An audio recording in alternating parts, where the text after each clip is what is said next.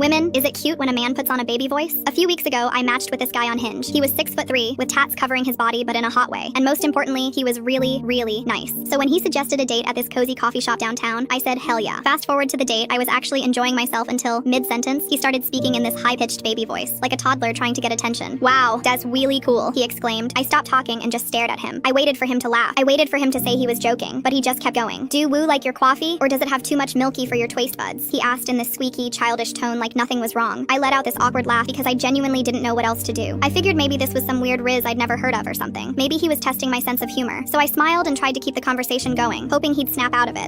Yeah, the coffee's good. Anyway, how was your birthday last week? Did you do anything fun? He locked eyes with me, and I swear he was trying to look like that one teary-eyed emoji. Yes, really fun. Me and my friends all went fishing and then we drank alcohol. I wanted to bash my head against the table. Somehow I talked myself into taking deep breaths and keeping the conversation going. We'd had so many FaceTime calls before meeting up, and he was normal in all of them. Attractive even. This had to be some sort of glitch. I spoke. So how is your mom doing since her multiple sclerosis diagnosis? I asked, trying to shift him back into serious mode. Bad, he shouted. Wheelie bad. Mommy not happy! Then he knocked over his water glass and let out this whiny little cry about it. He literally shouted, wah!